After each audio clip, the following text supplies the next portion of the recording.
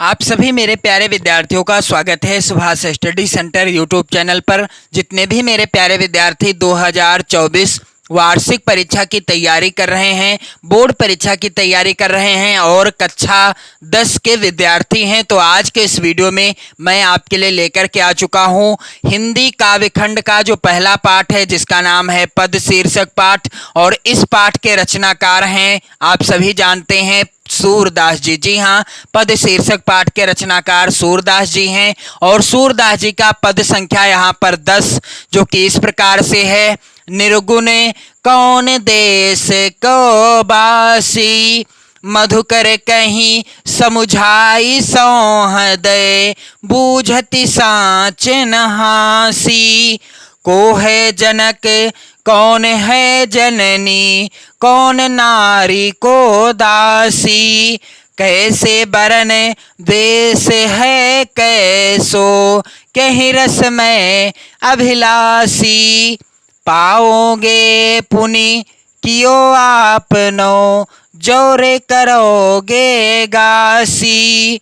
सुनत मौन होए रहो बावरो, सूर सबे मति नासी। तो सूरदास जी के द्वारा यह पद रचित है। और मेरे प्यारे बच्चों, आपसे एक और निवेदन है कि यदि आपने सूरदास जी का पद संख्या 1, जो कि इस प्रकार से है, चरण कमल बंदो हरिराई।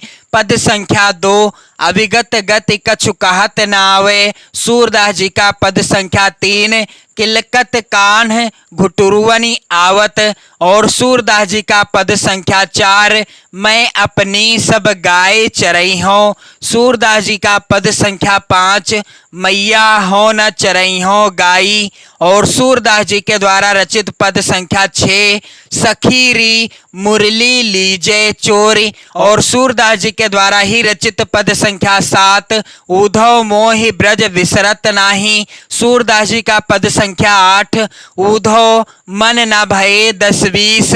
और सूरदास जी का पद संख्या 9, उधव जाहु तुम्हें हम जाने। तो इन सभी पदों से रिलेटेड यदि आप वीडियो देखना चाहते हैं या इनसे संबंधित अपनी नोट्स बनाना चाहते हैं, जी हाँ, अपनी नोट्स बनाना चाहते हैं, तो आपसे निवेदन है कि आप लोग चैनल की प्लेलिस्ट में जाओ। वहां पर आपको सभी वीडियो मिल जाएंगे, जहां से आप अपनी कंप्लीट नोट्स बना पाओगे। और मैं 100% की गारंटी लेता हूं कि यदि आप उन सभी वीडियो को अच्छे से देखते हैं, अपनी नोट्स बनाते हैं, तो आपको व्याख्या रटना नहीं पड़ेगा, सीधा दिमाग में आपके बैठ जाएगी व्याख्या। और आज के इस वीडियो में जो मैं आपको व्याख्या बताऊंगा इस पद की, तो इसे भी आपको बिल्कुल रटना नहीं पड़ेगा। तो चलिए मैं आपको बता दूं कि कैसे आपको संदर्भ लिखना है, कैसे व्याख्या और काव्य सौंदर्य लिखना है। तो सबसे पहले आप ध्यान रखिएगा, किसी भी पद या पद्यांश का जब आप संदर्भ लिखते हैं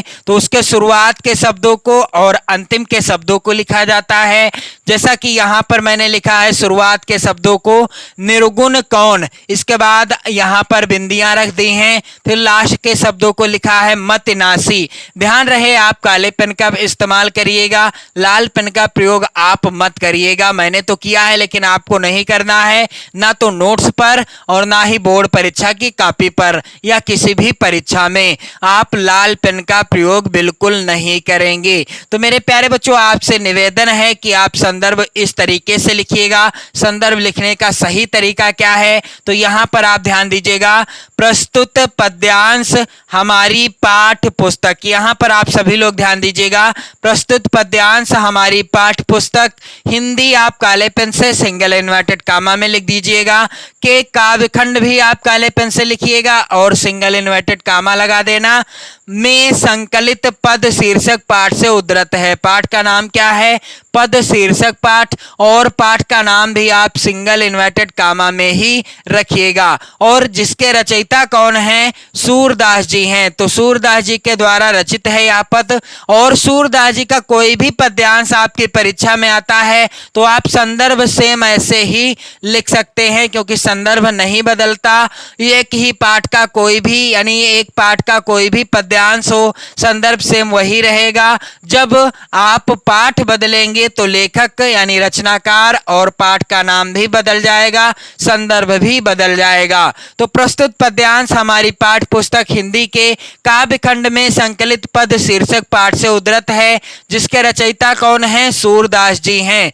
अब बारी आती है प्रसंग की। तो प्रसंग क्या होगा मेरे प्यारे बच्चों? यहाँ आप लोग ध्यान दीजिएगा कि इस पद में गोपियां उद्धव के द्वारा उपदेश दी गई निर्गुण भक्ति का खंडन कर उन्हें अवाक कर देती हैं। जब उद्धव जी कहाँ जाते हैं? मथुरा से वृंदावन जाते हैं, गोकुल जाते हैं, तो वहां गोपियों को निर्गुण यानी निराकार ब्रह्म की उपासना करने के लिए कहते हैं, उनकी आराधना करने के लिए कहते हैं। लेकिन गोपियां क्या करती हैं?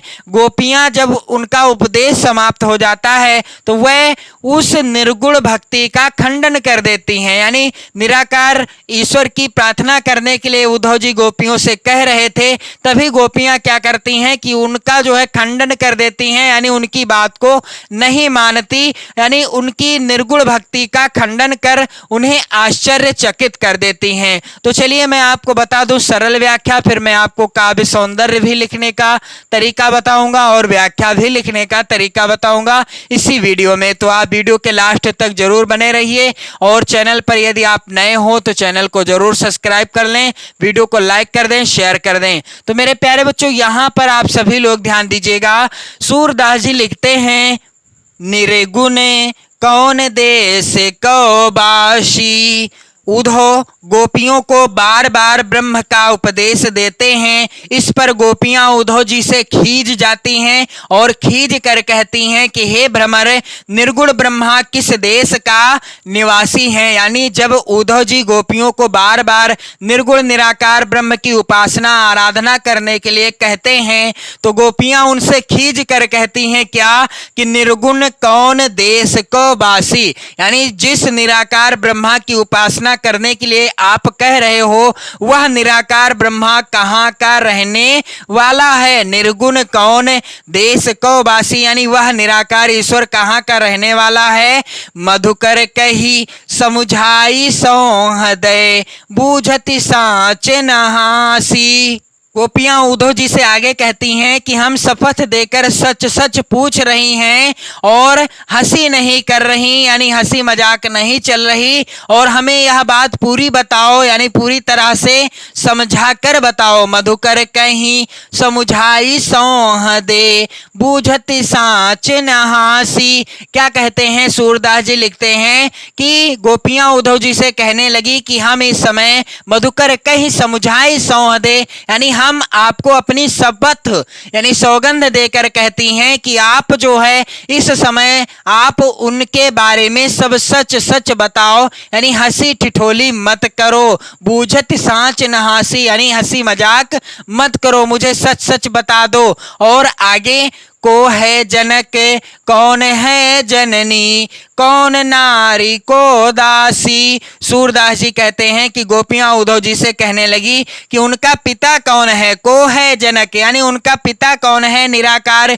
ईश्वर की प्रार्थना करने के लिए आराधना करने के लिए आप कह रहे हो, तो आप ही बताओ कि कौन उनका पिता है और कौन है जननी, और उनकी माता कौन है? कौन नारी को दासी, और कौन उनकी स्त्री है तथा कौन उनकी दासी है। तो मेरे प्यारे बच्चों यहाँ आप वीडियो को जरूर शेयर कर देना, यानी आपसे निवेदन है कि आप इस वीडियो को ज्यादा से ज्यादा मित्रों में जरूर शेयर कर दें। और मेरे प्यारे बच्चों यहाँ पर आप सभी लोग ध्यान दीजिएगा।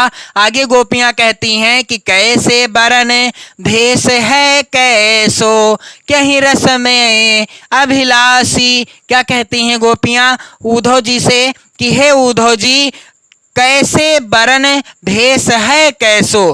कैसे बरन भेष है कैसो अर्थात उसका रंग और वेशभूषा कैसी है या कैसा है। कैसो बरन भेष है कैसो, यानी उसका रंग और उसका जो है वेशभूषा उसकी कैसी है। और साथ ही साथ मेरे प्यारे बच्चों आगे कहते हैं सूरदास जी, क्या कहते हैं कि कहीं रसमय अभिलाषी, कहीं रसमय अभिलाषी अर्थात गोपियां कहने लगी उद्धव जी से कि उनका यानी उसका जो है रंग और वेशभूषा कैसा है या कैसी है और वह किस रंग में अधिक लगाव रखता है।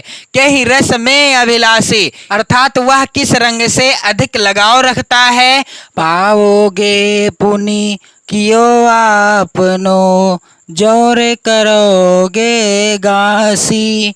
गोपियां उद्धव जी से कहती हैं कि यदि तुम कपट करोगे तो उसका फल स्वयं पाओगे।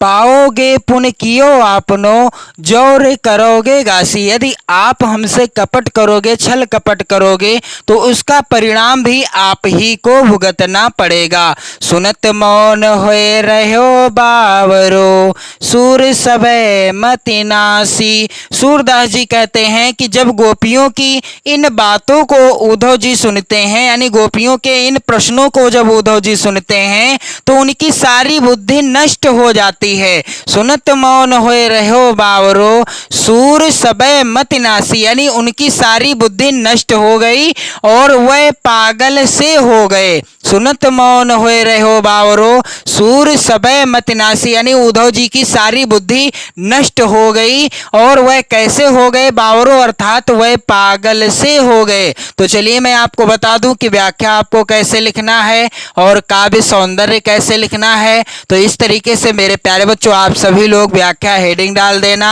और व्याख्या क्या हो जाएगी यहाँ पर आप सभी लोग ध्यान दीजिएगा। निर्गुण कौन देश को वासी।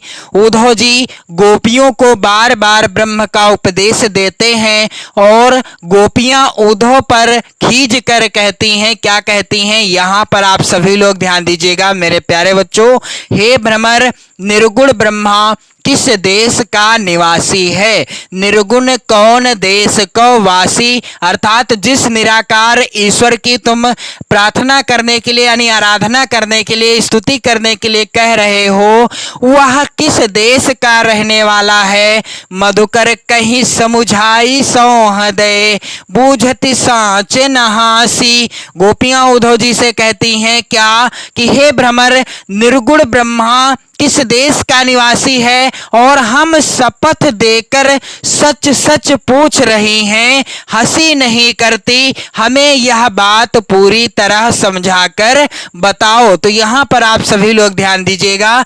मधुकर कहीं समुझाई सौह दे, बूझती सांच नहासी। गोपियां उद्धव जी से कहती हैं कि हे उद्धव जी, हम आपको शपथ देकर सच सच पूछ रही हैं, हंसी नहीं कर रही, हमें यह बात पूरी तरह समझाकर बताओ।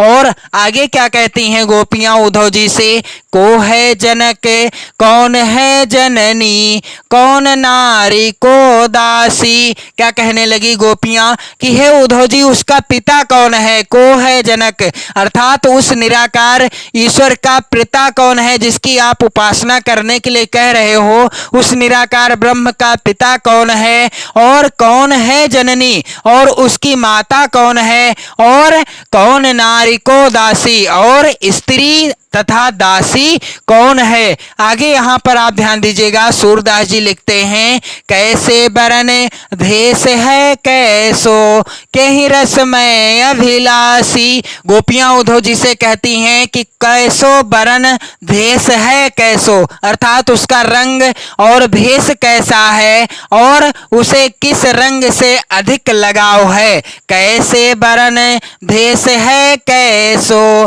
कहीं रसमय अभिलाषी, यानी उसका भेष कैसा है, रंग कैसा है, उसे किस रंग से अधिक लगाव है, यानी उसे कौन सा रंग सबसे ज्यादा प्रिय है। पाओगे पुनि कियो आपनो, जोरे करोगे गासी। सूरदास जी कहते हैं कि गोपियां उद्धव जी से कहने लगी कि यदि तुम कपट करोगे, यदि तुम क्या करोगे, यदि तुम कपट करोगे तो उसका फल तुम स्वयं पाओगे। पाओगे पुन कियो आपनो, जोर करोगे गासी। सुनत मौन होए रहो बावरो, सूर सबय मत नासी। सूर सबय मत नासी अर्थात गोपियां उद्धव जी की इन बातों को सुन करके, गोपियां उद्धव जी की इन प्रश्नों को सुन करके सारी बुद्धि उनकी नष्ट हो जाती है और वह पागल से हो जाते हैं। तो मेरे प्यारे बच्चों, यहाँ पर आप सभी लोग ध्यान दीजिएगा। काव्य सौंदर्य आप काले पेन से हेडिंग डाल देना। काव्य सौंदर्य क्या होगा? पहला बिंदु है विरह वेदना की अभिव्यंजना। दूसरा बिंदु है भाषा।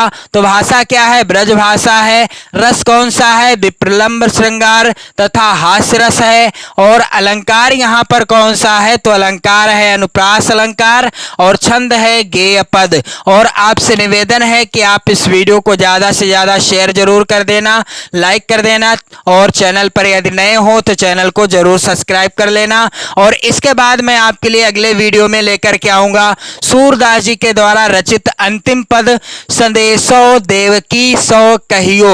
और इस तरह से सूरदास वाला चैप्टर यानी पद शीर्षक पाठ बिल्कुल कंप्लीट हो जाएगा। प्रत्येक पद का अलग अलग वीडियो आप देखना चाहो तो आप चैनल की प्लेलिस्ट में जाओ, वहां आपको वीडियो मिल जाएंगे। पढ़ते रहें, मस्त रहें, स्वस्थ रहें।